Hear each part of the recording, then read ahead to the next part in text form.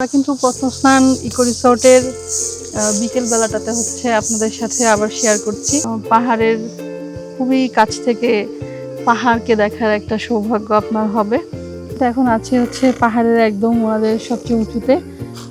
দেখেন কি সুন্দর কাঠবিড়ালি দেখা যাচ্ছে, তাই না? ঝিঝি পোকার ডাক আপনি যদি একটু কান পেতে শুনে, বসার ব্যবস্থা করেছে। মানে পাহাড় থেকে একটু মাঝে। এইমাত্র আমরা ব্রেকফাস্ট শেষ করলাম, আর কিছুক্ষণের মধ্যে আমরা চেক আউট করবো। কিন্তু লাস্ট 2 দিন শ্রীমঙ্গল ঠিক শহরেই ছিলাম, পানসি রেস্টুরেন্টের পাশেই। আর আজকে আমরা যাচ্ছি রাধানগরে। রিসোর্ট ম্যাক্সিমাম আমি দেখলাম রাধানগরেই আছে। এই জায়গাটা সিলেট শহর থেকে খুব বেশি দূরে না, যেহেতু আমরা নিজেদের বাইক নিয়ে এসেছি। তো বাইকে আমাদের খুব বেশি সময় লাগবে না আশা করি। এবং বাইক ট্যুরের ব্যাপারটা যেটা হয় যে আমরা নিজেদের ইচ্ছে মতো যেখানে ইচ্ছে যেতে পারছি, বা নিজের পছন্দ মতো ঘুরতে পারছি, কোথাও হোল্ড করতে পারছি। সময় যতটুকু মনে হচ্ছে যে না এখানে থাকলে ভালো লাগবে, কোথাও বসে থাকা, সব কিছু মিলিয়ে বাইক রাইডটা আমাদের জন্য খুব আমরা খুব এনজয় করছি এবং খুবই ভালো লাগছে। তবে বাইক রাইডের ব্যাপারে অবশ্যই আপনাদেরকে একটু মাথায় রাখতে হবে যে বৃষ্টির সময় রেইনকোট সাথে রাখা, কিংবা একটা ছাতা থাকলে আপনি এই যখন রোদে ঘুরে বেড়াবেন তখন হয়তো আপনার একটু হেল্প হবে। সব কিছু মিলিয়ে বাইক রাইডে মজা আছে, তবে আবার কিছু প্রতিবন্ধকতা চারোদিকে দেখেন। আমি যদি একটু দেখাই, আনারস বাগান, মানে দেখতে খুবই ভালো লাগে। সামনে থেকে আনারস বাগান, আর অনেক লেবু চাষ হয় এখানে, অনেক লেবু বাগান আছে। আমরা মোটামুটি পদ্মস্নানের খুব কাছাকাছি আছি, আর দুই পাশেই পাহাড়। এখানে অনেক অনেক অনেক আনারস বাগান দেখা যাচ্ছে। রাস্তার অবস্থা যদিও একটু খারাপ, যারা আসবেন একটু মাথায় রেখে আসবেন যে আপনি পাহাড়ে যাচ্ছেন। সো পাহাড় এনজয় করতে হলে আপনাকে কিছুটা স্যাক্রিফাইস করতেই হবে, কারণ পাহাড়ে বিভিন্ন প্রতিবন্ধকতা থাকবেই। তারপরও এগুলোকে পাড়ি দিয়েই যদি আপনি জায়গাটাকে এনজয় করেন, আমার মনে হয় আপনার কাছে খুব ভালো লাগবে। পদ্মস্নানের এই সাইডটা দেখেন পাহাড়, আর পাহাড়ের ঢালে মাটি কেটে একটু রাস্তা বানানো হয়েছে, একদম লাল মাটি। পাহাড়ের যে একদম ন্যাচারাল যে ফিল, সেইটা আপনি এখানে আসলে পাবেন। পুরোপুরি জাস্ট পাহাড় কেটেই রাস্তাটাকে করা, একদম মাটির পথ। তো এই মোটামুটি আমরা চলে আসছি পদ্মস্নানের ভিতরে। আমরা এখন বাইক পার্ক করবো। আমরা অলরেডি কিন্তু রুম চেক ইন করে ফেলেছি, ফর্মালিটি শেষ হয়ে গেছে। এখন আমরা যাচ্ছি রুমের দিকে। তো এই আমাদের পাহাড়ের উপরের কটেজ। এই আমাদের কটেজ। এটা পদ্মস্নান ছায়ানট 5। আমাদের আসলে যখন অনেক জায়গায় ফোন দিচ্ছিলাম, কোথাও পাচ্ছিলাম না রুম, এবং শেষ পর্যন্ত পদ্মস্নানের জাস্ট একটা রুমই অ্যাভেলেবেল ছিল, এবং সেটাই এটাতে কোনো ব্যালকনি নেই, জাস্ট অ্যাটাচ একটা বাথরুম আছে।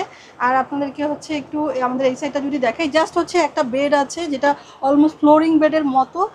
ওই সিস্টেমটাতেই করা আছে। একটা এখানে জানালা পাবেন, জানালা থেকে হয়তো বা বাইরের ভিউটা আপনি হালকা করে দেখতে পারবেন। বাট যেহেতু এখানে আলাদা করে কোনো বারান্দা নেই, তো ওইভাবে হয়তো বা আপনারা জানালাটা খুলে যে ইউজ করতে পারবেন, ঠিক এরকম না, হালকা একটু বাইরের ভিউ পাওয়া যায়। এখানে মিরর আছে, ওনারা টুকটাক অ্যামিনিটিস দিয়েছে যা প্রয়োজন, খুব বেশি লাক্সারিয়াস কিছু না। আর রুমে রাখার জন্য জিনিসপত্র আসলে আলাদা কোনো স্পেস নেই, এই অল্প জায়গার মধ্যেই আপনাকে আপনার জিনিসগুলো রাখতে হবে।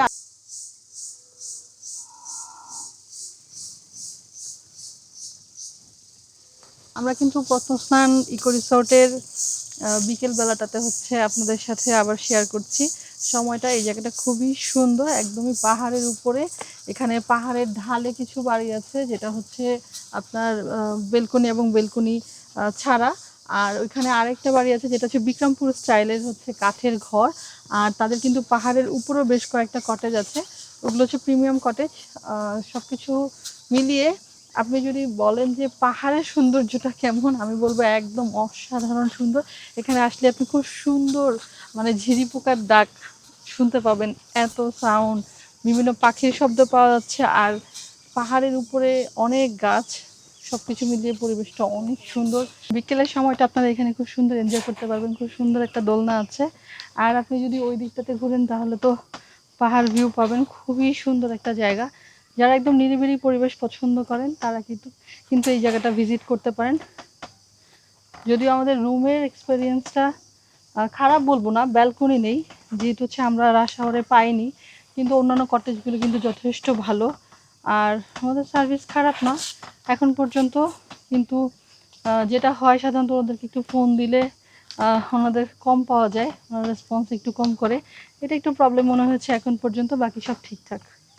এখানে অনেক বেশি হয়তো লাক্সারিয়াস ফিল আপনি পাবেন না, কিন্তু পাহাড়ের খুবই কাছ থেকে পাহাড়কে দেখার একটা সৌভাগ্য আপনার হবে। পাহাড়ের উপর থেকে কিন্তু আমরা আজকে সানসেট দেখব। আমার বিকেলের সময়টা এখানে কাটাতে খুব ভালো লাগছে। দুই পাশেই কিন্তু অনেক লেবু গাছ, মানে ওনাদের লেবু বাগান আছে। তো খুবই সুন্দর, দেখেন কিছুক্ষণ পরেই হয়তো সানসেট হয়ে যাবে। আর পাহাড়ের উপরে কিন্তু ওনাদের আসলে অনেকগুলো কটেজ আছে। আমি তো খুব একটা জানতাম না যে এটার উপর এতগুলো কটেজ, আমি ভেবেছিলাম হয়তো বেশ কয়েকটা হবে, বাট পাহাড়টা কিন্তু যথেষ্ট বড় আছে। দেখেন কি সুন্দর কাঠবিড়ালি দেখা যাচ্ছে, তাই না? এখানে আসলে কিন্তু পাহাড়ে আপনি একদম লাইভ অনেক কিছু দেখতে পাবেন, যেমন পাখির শব্দ, কাঠবিড়ালি, দৌড়াদৌড়ি, সব কিছুই দেখা যায় এখানে। আমরা কিন্তু এখন আছি হচ্ছে পাহাড়ের একদম ওনাদের সবচেয়ে উঁচুতে, এবং ব্যাক সাইডে আছি। এখানে বেশ কয়েকটা দোলনার ব্যবস্থা করা আছে। তো এখানে আপনি ফ্যামিলি ফ্রেন্ডসদেরকে নিয়ে এসেও কিন্তু ভালো একটা সময় কাটাতে পারবেন। আর যদি আপনি প্রিয়জনের সাথে আসেন তারপরেও কিন্তু আপনার মোমেন্টটা খুব ভালো কাটবে। চাইলে এক কাপ চা অর্ডার করতে পারেন, একসাথে চা খেতে পারেন। জায়গাটা অনেক সুন্দর। আমার মোটামুটি যেমন এক্সপেকটেশন ছিল সেই এক্সপেকটেশনের সাথে একদমই মিলে যায়। আমি যে অনেক শুনেছি যে মানুষের পাহাড় কেনার শখ, এখন আমার মনে হচ্ছে যে একটা পাহাড় থাকলে ভালোই তো হতো।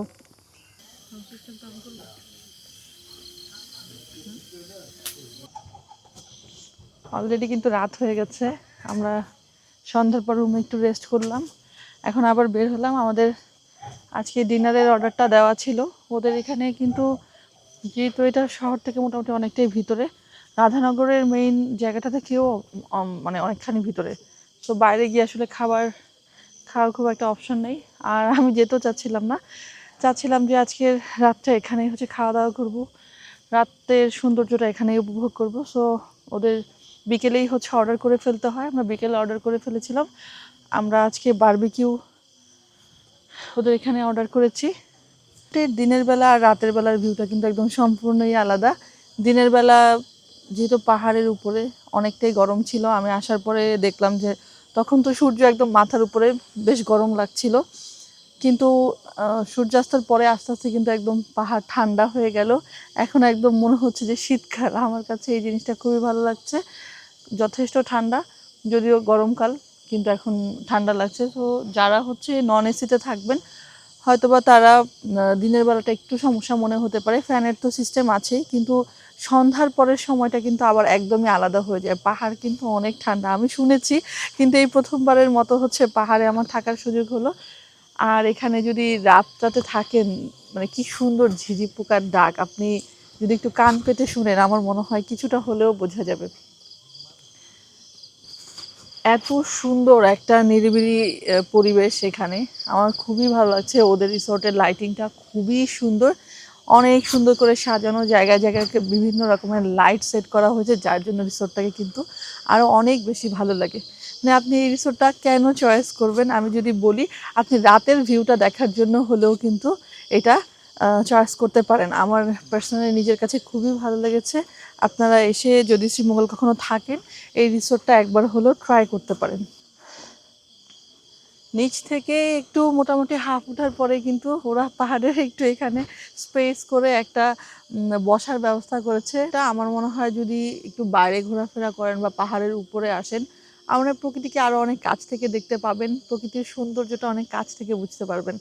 আর এখানে কিন্তু একটা লাইব্রেরি আছে, সো যাদের বই পড়ার অভ্যাস আছে তারা কিন্তু চাইলে লাইব্রেরি থেকে বই কালেক্ট করতে পারেন এবং কালেক্ট করে বসে বসে বই পড়তে পারেন।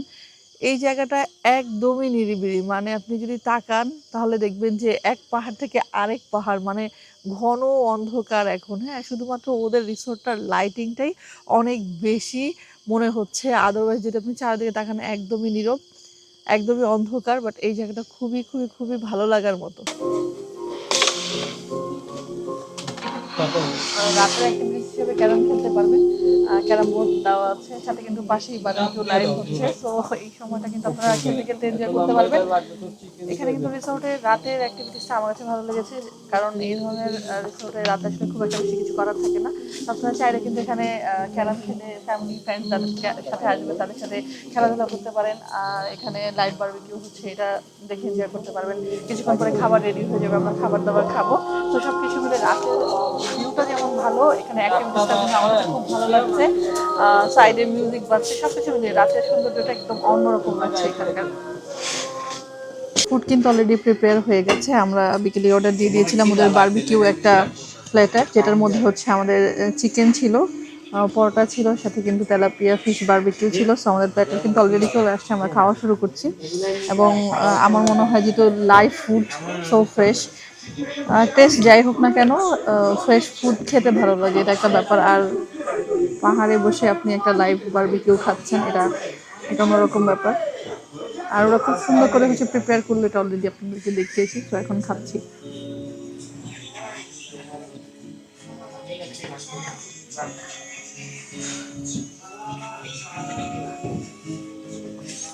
খাবার মজা, তান্দুরিটা খুব সুন্দর প্রিপেয়ার করেছে, বারবিকিউটা খুব সুন্দর হচ্ছে, টেস্টও খুব ভালো। গুড মর্নিং এভরিওয়ান, আমরা কিন্তু সকালবেলা ঘুম থেকে উঠে রেডি হয়ে গেছি এবং অলরেডি আমাদের কিন্তু ব্রেকফাস্ট স্টার্ট হয়ে গেছে। আমরা কিছুক্ষণের মধ্যে হচ্ছে ব্রেকফাস্ট করব। তো ভাবলাম যে আপনাদের সাথে একটু আমাদের সকালের সময়টা হচ্ছে একটু শেয়ার করি। আমরা গতকাল রাতে এখানে ছিলাম এবং গতকাল রাতের বেশ ভিউ আপনাদেরকে দেখিয়েছি, আমি খুব এনজয় করেছি এই জায়গাটাতে। আর সকালবেলাও কিন্তু পাহাড়ের সূর্য ওঠা বা সকাল হতে দেখাটা খুব সুন্দর। আপনারা এখানে আসলে মানে নাইট স্টে করলে সকালটা খুব সুন্দর দেখতে পারবেন। আর ওদের কিন্তু বুফে ব্রেকফাস্টের ব্যবস্থা আছে। ওনাদের 8:30 থেকে হচ্ছে 10টার মধ্যে হচ্ছে ব্রেকফাস্টটা হয়ে যায়। আর আমরা কিছুক্ষণের মধ্যে ব্রেকফাস্ট করবো, তারপর হয়তো একটু আশেপাশে ঘুরবো এবং চেক আউট করবো আজকে এখান থেকে। আমরা যেই রুমটাতে ছিলাম এটা হচ্ছে আপনার উডেন কটেজ, এটার ভাড়া ছিল 2500 টাকা। আর যেটা হচ্ছে ব্যালকনি সহ, এটার ভাড়া ছিল হচ্ছে 3500 টাকা।